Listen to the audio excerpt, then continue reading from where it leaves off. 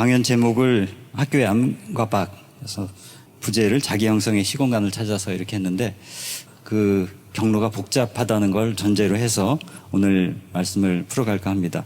예전에는 대학을 졸업하면 바로 자립이 거의 다 가능했던 시절이 있었습니다. 80년대까지만 하더라도 부모가 아이를 고등학교 정도만 졸업시켜도 다 키웠다는 생각을 하게 되는데 요새 점점 그 시기가 늦어져서 청년의 범위라는 게 굉장히 넓어지고 있습니다. 단지 청년기가 길어진다 그것만이 문제가 아니라 계속 방황을 하고 있고 자기가 선택한 것에 대한 확신을 갖기가 어려운 그런 삶을 사는 것 같습니다. 그 맥락을 저는 한 4가지 정도로 생각해 봤습니다. 예전에 비해서 경제가 훨씬 더 복잡해졌고 어려워졌고 저성장이 계속 이어지고 기술혁명 이런 걸로 인해서 노동시장에도 끊임없이 요동을 치기 때문에 늘 불안할 수밖에 없는 그런 현실이 이 직장인들한테 지금 놓여 있는 것 같고요. 두 번째, 정보가 너무 많다 보니까 이게 선택을 할 때 불만이 많다는 거죠. 뿐만 아니라 자기 자신을 바라볼 때도 늘 다른 사람과 자기를 비교할 수밖에 없고 근데 상향 비교를 되게 하게 되거든요. 하향 비교하기보다는. 그러니까 자기가 웬만해서는 잘났다는 느낌이 안 드는 그리고 SNS의 영향도 무척 큽니다. 실제보다는 많이 과장되고 연출된 그런 일종의 디스플레이 같은 효과가 있기 때문에 더 나아 보이는 걸 향해서 망설이게 되고 지금 자기가 하고 있는 일, 서 있는 자리에 대해서 확신이 들지 않는 이런 것도 함께 얘기해 볼 수 있을 것 같습니다. 그리고 직장인들이 일찍 자꾸 퇴직하고 싶은 중요한 이유 중에 하나, 이건 제가 객관적인 어떤 조사 데이터는 없지만 여러 가지 나오는 얘기나 신문 보도 같은 걸 보면 인간관계에 시달릴 때가 참 많더라고요. 그리고 그런 것을 겪었을 때 어디 가서 좀 하소연도 하고 위로도 받고 힘을 얻을 수 있는 그런 인간관계가 있다면 그나마 좀 버틸 수 있는데 그것도 점점 없어지는 것. 전 이 모든 것을 신뢰가 점점 바닥이 나고 고갈이 되고 사회 자본이 부실해지는 것과 연결이 된다. 이런 생각이 듭니다. 인터넷상으로는 네트워크가 팽창하는데 실제 마음을 나눌 수 있는 인간관계는 무척 빈곤해지는 이런 현실이 하나가 있습니다. 그 다음에 또 하나 이제 학교 시스템, 시대 변화 쫓아가지 못하는 것도 지적하지 않을 수가 없습니다. 그래서 오늘은 이 학교라는 거대한 제도, 그러니까 학교하면 이게 하나의 물리적 공간이면서 동시에 보이지 않는 제도까지 포함해서 얘기될 수 있을 것 같습니다. 그러면 학교라는 게 도대체 무언가 하는 질문을 근본적으로 던지게 되는데요. 근본적으로 이 학교라는 것이 어떻게 우리 안에 자리 잡고 경험되고 있는지 생각을 해보게 됩니다. 한국에서 학교는 절대적인 위치를 갖고 있습니다. 학번을 가지고 위아래를 나눈다, 또 어디 출신이다 학교 이런 것도 학교를 통해서 자기의 사회적 위치, 정체성을 찾는 그런 여러 가지 시도들 중에 하나일 거고요. 얼마큼 학교라는 게 평생을 따라다니면서 사람의 등급을 매기는가 하는 것을 보게 됩니다. 그런 등급을 매기는 중요한 한 가지 절차가 절대적으로 주어진 우리에게 시험입니다. 그러니까 시험이 뭔지에 대한 여러 가지 논의가 있습니다만 결국 이제 시험이 가능한 것만을 시험하게 한다. 원래 지식이라는 것은 사람 움직이는 것이고 역동적이고 계속 유동하는 건데 사물화된 그런 지식을 머릿속에 넣게 되는 것. 이것이 갖고 있는 시험의 작용이라고 할 것 같습니다. 그래서 많은 것을 공부하고도 경쟁을 엄청나게 하고도 경쟁력이 없어지는 그런 아이러니가 발생하는 거죠. 이런 지금 상황이 와 있습니다. 그래서 저는 이런 축을 한번 생각을 해봤는데 학교를 둘러싼 큰 영역이 3개가 있다. 국가, 시장, 사회 보통 이렇게 얘기를 하지 않습니까? 국가의 실패는 관료제, 너무 획일주의적인 규격화된 그런 통제 시스템으로 모든 걸 하다 보니까 교사들이 무척 힘들어합니다. 다른 한편으로 학교와 시장의 관계는 몇 가지 축이 있다고 생각합니다. 학교에서 어떤 성적과 등급을 받느냐에 따라서 노동시장에서의 등급이 또 매겨지다 보니까 학교가 학교의 그 본연의 교육보다도 사교육에 더 많이 의존하게 되고 학부모도 학교 교사 교사보다 학원 교사를 훨씬 더 믿고 뭐 그런 것도 나타납니다. 그에 비해서 이 사회는 폭넓은 개념입니다. 뭐 한마디로 인격, 그러니까 규격이나 가격이 아닌 인격으로 굴러가는, 인격으로 맺어진 광장이라고 할 수 있을 텐데요. 이런 영향은 굉장히 학교는 좀 작지 않은가. 또 아이들이 성장 과정에서 이런 사회적 경험이라는 것도 되게 미미하기 때문에 오늘 제 발표를 통해서는 그 작은 가능성 또는 몇 가지 사례들을 좀 얘기 드리려고 합니다. 최근 한 10년 진로 교육이 굉장히 활성화되고는 있습니다. 그런데 늘 지적된 얘기지만 이 진로 교육이 직업 중심으로 너무 아직도 한정돼 있다 보니까 진짜 자기 인생을 개척하고 길을 이렇게 탐색하는 그런 걸 지원하는 쪽으로는 아직은 이제 역부족인 듯합니다. 자, 그렇다면 실제로 어떤 쪽으로 이루어져야 될까? 안전한 실패가 가능한 자립공간, 경영과 진로가 연결된다, 일상적 체험, 흔히 이제 국가에서 생각하는 그런 진로 교육, 직업 교육하고 상당히 다른 그런 뉘앙스를 이 안에 담고 있습니다. 뭐 이런 사례 하나가 생각이 납니다. 여주고등학교 사례가 참 감동적이에요. 그 학교에 말썽을 피우는 아이들, 이른바 맨날 사고치고 선생님들 골치 썩이는 그 몇몇 학생들이 늘 있었는데 또 사고를 쳤을 때 그 학생부장 선생님이 징계 대신에 다른 파격적인 제안을 하셨습니다. 학교 앞에 가게들이 많은데 그 가게들 가운데 좀 망해가는 가게 하나만 골라서 그 가게 살려내라. 이런 미션을 제안을 했습니다. 근데 아이들이 그 제안을 덜컥 받더랍니다. 그래서 아이들이 다니면서 조사를 했답니다.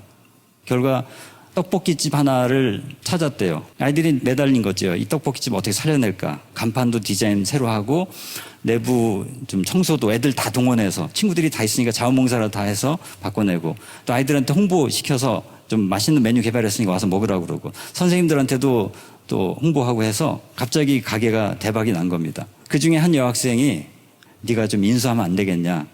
이런 제안을 얘가 받은 겁니다. 갑자기 지금 CEO가 되게 생긴 거죠. 근데 감당할 수 없는 제안을 받기는 했는데 자기가 능력이 부족한 거죠. 그동안 상업고등학교다 보니까 부기도 배우고 했을 텐데 그런 걸 수업 시간에 내가 왜 소홀했나. 뒤늦게 그것에 대한 학습 동기가 생겨서 선생님 찾아가서 여쭙기도 하고 이러면서 공부를 또 하게 됐다 하는 이야기까지 제가 들었습니다. 학교 바깥으로 시선을 돌리고 거기에 어떤 새로운 존재로 접속이 됐을 때 학습 동기뿐 아니라 자아 개념, 내가 누구인지에 대한 정체성이 완전히 달라지는 거죠. 맥락이 바뀌면서. 근데 문제는 학교라는 시스템, 학교라는 공간만이 아니라 학교 안에서 평가가 이루어지고 거기서 등급이 매겨지는 그 틀에 계속 매여 있을 때 오는 그 시간의 박탈, 여기서 어떻게 우리가 좀 자유로울 수 있을까 하는 문제입니다. 많은 청소년들의 시간이 대학 입시라는 것에 딱 고정되어 있습니다. 거기에서 어떤 결과를 얻느냐를 놓고 속도전을 벌이다 보니까 선행학습 이런 것이 좀 과도하게 이루어지고 성장기에 필요한 게 뭘까 생각해 보면 뭔가 쉼표를 찍는 게 아닐까, 잠깐 멈추는 것. 그래서 아난다 쿠마라스와미라는 사람이 존재를 멈추지 않고서는 어떤 존재, 생명도 한층 더 높은 차원의 존재로 승화할 수 없다.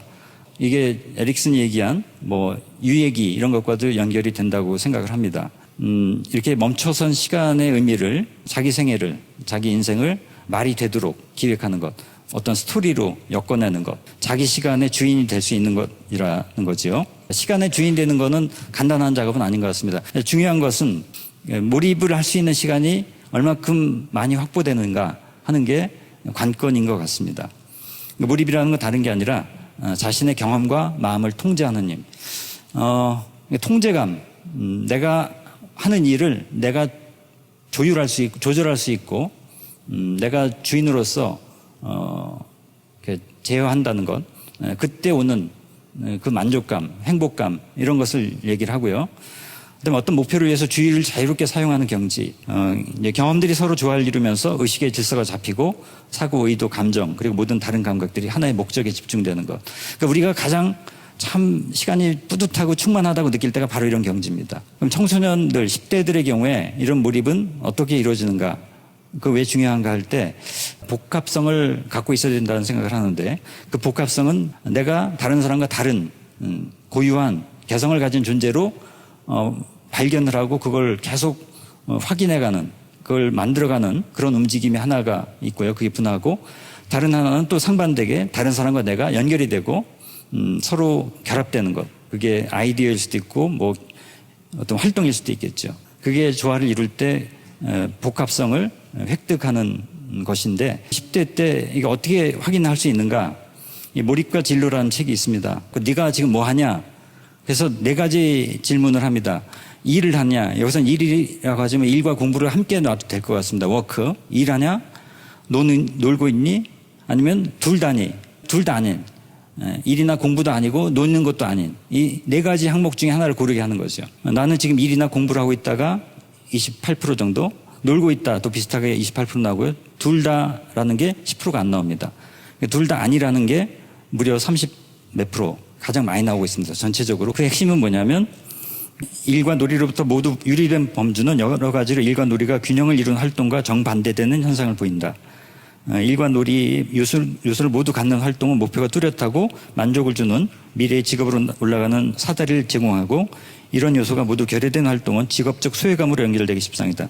자기절제와 즐거움이 결합된 활동에서 접할 수 있는 기회를 모든 청소년에게 골고루 주는 것이 그래 중요하다. 저는 여기서 핵심이 자기절제와 즐거움, 이 말이라고 생각해요. 2가지가 같이 간다. 일은 자기절제고 놀이는 즐거움이 있지 않습니까? 이때 사람 성장한다. 그래서 이런 것이 많이 이루어지는 시간이야말로 자기가 주인이 되는 시간인데, 문제는 그것을 발견할 수 있는 시간을 보장받지 못했다 하는 거죠. 자기의 시간을 사랑할 수 없으면 탄탄한 어른으로 성장하기 어렵지 않을까 하는 그런 생각을 하는데요. 여기에서 이제 함께 공유하고 싶은 좀 다른 사례로 저도 약간 관여했던 그 오디세이 학교라는 곳을 소개할까 합니다. 고등학교 1학년의 학생들 가운데 입학하자마자 1년 동안 학교에 저걸 그대로 유지한 채 다른 곳에 가서 다른 학습을 할 수 있는 그런 시스템입니다. 무엇보다 중요한 것은 여기서 아이들이 자기 친구들을 새롭게 만나게 되고 학습의 파트너로서 발견하게 되고, 또 하나 교사와의 관계도 전혀 다르게 맺어지고 타인을 전혀 새롭게 만나는 것, 특히 어른에게 가슴을 여는 것, 그것에 의미가 있지 않을까. 성장 과정에서 신뢰하는 어른을 만난다, 한 명이라도. 저는 그게 핵심이라는 생각이 들어요. 그 한 명이 없어서 힘든 시기를 좀 넘어가지 못하고 그런 경우들이 많기 때문에 그런 거죠. 잠시 옛날로 좀 가볼까 합니다. 어른들의 흉내를 내기도 하고 또 그냥 크게 외적 자극이 없어도 뭔가 이렇게 몰입하면서 즐거움을 가질 수 있었던 그런 시간들이 경험될 수 있을 때, 그 감각이 평생을 지탱하는 토양이 된다고 생각이 듭니다. 이것을 얼마큼 충분하게 유년 시절에 쌓아놨는가, 그거에 따라서 평생 자기가 겪을 여러 가지 어려움들을 뚫고 나갈 수 있는 힘이 생기는 것이라고 할 수 있겠죠. 마을이라는 공간이 그런 거죠. 소비자와 가게 주인의 만남이 아니라 그냥 이웃집의 만남. 지금 편의점에서는 불가능한 거죠. 소비자를 혼내잖아요, 이때는. 그죠?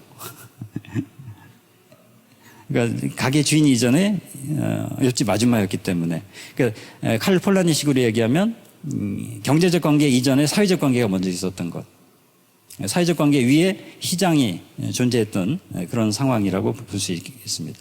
그러니까 핵심이 이런 거죠. 그냥 어디 가서 그냥 프로그램으로 주어진 자원봉사를 하고 끝나는 게 아니라 실제로 벌어지는 뭐 노인 문제, 유아인 문제, 자기가 하나의 그 지역사회 주민으로서 거기에 뭔가 기여할 수 있는 이런 자리들을 어떻게 열어갈 것인가 하는 게 중요한 핵심이라고 봅니다. 이렇게 접점들을 마련해 가면 좀 다른 방식으로 지역사회와 학교가 만날 수 있다. 저는 그런 생각이 들어요. 자, 진짜 재밌는 건 이겁니다. 학교 바깥으로 나갔습니다. 위 사진과 아래 사진을 비교해 보시면 똑같은 공간인데 뭐가 달라졌죠? 예, 지붕에 녹지가 조성됐습니다. 저게 아이들이 다 손수 심은 씨앗의 결과입니다. 지역을 바꾸기 시작합니다. 아이들이. 곳곳에 다니면서 지붕 또 동네 짜투리 공간 이런 것을 계속 찾아서 초록빛으로 바꿔내는 거죠. 나름 재미가 들린 겁니다. 뭔가 우리들이 해내면 좀 시간을 투여하면 뭔가 세상에 변화가 오네 하면서 주인공처럼 자기를 발견하게 되는 거죠. 되게 이제 폭력적인 방식밖에 못 배운 아이들이 이 지역 아이들인데 다른 길을 알게 된 겁니다. 자, 이제 마지막 장으로 넘어가는데요. 어린아이의 마음, 일상의 긍정, 이런 제목으로 잡았습니다. 아이들의 힘은 주어진 시공간을 넘어설 수 있는 좀 뜬금없는 상상, 그런 게 아닐까. 그게 또 어떤 어려움을 버티고 또 다른 현실을 만들어낼 수 있는 그런 근원이 아닐까 싶습니다. 이런 상상의 세계야말로 자기만의 삶을 펼쳐갈 수 있는 그런 바탕이 될 거라고 봅니다. 정말 절실한 것은 내가 내 삶을 정당하게 승인할 수 있는 그런 시선, 그런 마음의 힘이라고 보는데요. 그건 그냥 의지로 생겨나는 게 아니라 자기가 다른 어떤 정서적 경험을 하고 시공간을 넘나들면서 마음을 좀 움직여보는 그런 데서 나온다고 봅니다. 어른이 된다는 건 단순히 그래서 어린아이 걸 모두 다 지워버리고 어른으로 가는 게 아니라 어린아이 다음에 어떤 부분을 계속 유지하면서 그 위에 어른다움의 성숙한 그런 것을 결합시키는 거라고 생각을 합니다. 학교 안, 밖, 이게 이분법적으로 나뉠 문제는 아니고 가로지르면서 넘나들면서 새로운 공간, 경험, 관계 이런 것을 창조해 가야 될 텐데 이런 것이 아이들만을 위해서가 아니라 어른들 스스로가 자기를 다시 발견하게 되고 자기 성장 과정을 새로운 눈으로 해석하고 의미화하는 그런 작업도 병행되지 않을까. 여러분의 지금 일상에서 또는 자기의 과거의 경험이 이런 맥락에서 어떻게 새롭게 언어화될지 궁금합니다.